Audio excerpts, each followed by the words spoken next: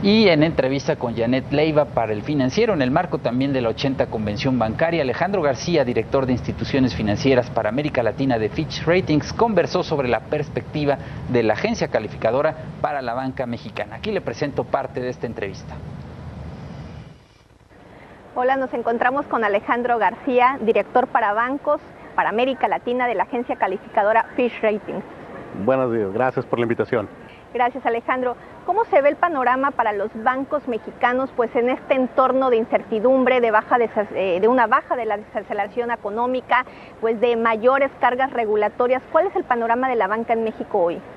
Te diría que está caracterizado por algunas tendencias mixtas, no es una tendencia en una sola dirección. Entonces, digamos que en este contexto de incertidumbre vemos potencial de deterioro en algunas métricas, principalmente en lo que es calidad de activos, que dicho sea de paso, es por este entorno que se ve hacia futuro, pero también porque estas métricas vienen de niveles que son excepcionalmente sólidas. Estaban las últimas métricas hacia finales del año 2016, mostraron indicadores de calidad de la cartera que posiblemente sean las mejores desde la crisis de 2008-2009. Entonces este entorno seguramente podrá poner presión en algunos segmentos en específico, pero por otro lado también vemos algunas tendencias positivas, como por ejemplo las alzas de las tasas de interés que han ocurrido recientemente tienen un impacto positivo en el desempeño de algunos bancos, sobre todo de aquellos que tengan un financiamiento en la forma de depósitos, porque generalmente ven sus márgenes de intermediación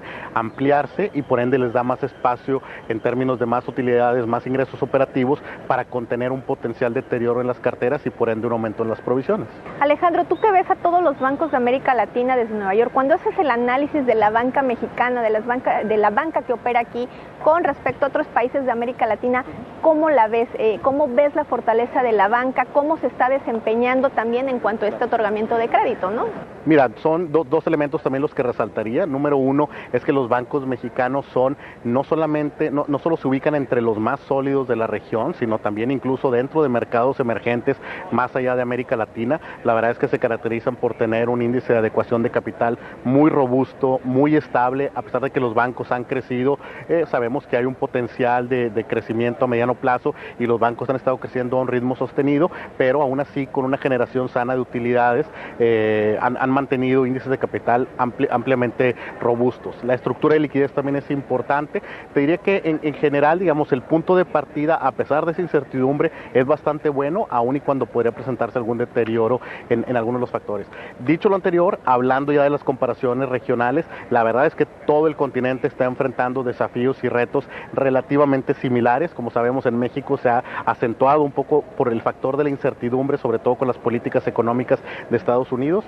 El usuario final de los servicios bancarios, Alejandro, cuando ve precisamente que ustedes hacen un cambio, una perspectiva para la banca mexicana negativa, pues, ¿qué significa? ¿Qué significa decirle al usuario pues que la perspectiva está cambiando de la banca en México? Nuestras calificaciones son opiniones de la calidad crediticia de los bancos, indican precisamente, son una opinión respecto a la fortaleza financiera de estas instituciones. Claramente cuando hay una perspectiva negativa señala que podría haber un cambio hacia una posición relativamente más débil, pero es también una escala de múltiples niveles. No es una escala binaria, no quiere decir que los bancos estén en una posición de vulnerabilidad. Como decía, están entre los más sólidos de Latinoamérica. De hecho, después de los bancos chilenos, que obviamente se benefician de un entorno macroeconómico, de un rating soberano más alto, virtualmente después de los grandes bancos chilenos, los bancos mexicanos son los siguientes que vienen en categorías de grado de inversión, diría relativamente altas, incluso algunos llegando al grado de A-, algunos otros de los bancos grandes, triples B, lo cual te habla que todavía, digamos, con un colchón razonablemente amplio y que te habla de una condición financiera que es, precisamente pensamos que estos shocks son más bien temporales, pero la realidad es que no vemos una situación que debiera convertirse en una debilidad estructural para el sistema. Hoy que hemos visto una baja en las distintas carteras crediticias de la banca, que hemos visto incrementos de morosidad en algunas carteras en específico, principalmente de consumo, ¿hay alguna señal de preocupación, una alerta amarilla, una alerta roja sobre alguna cartera de la banca en México hoy? Nosotros estamos principalmente esperando que las carteras que más posiblemente se vayan a deteriorar antes y posiblemente en una magnitud más notoria vayan a ser las del segmento minorista, y aquí encajan tanto las de consumo como en el lado de empresas, principalmente el segmento de pequeñas y medianas empresas. ¿Por qué? Porque estos son el segmento que es particularmente más sensible a cualquier cambio en el desempeño de la economía.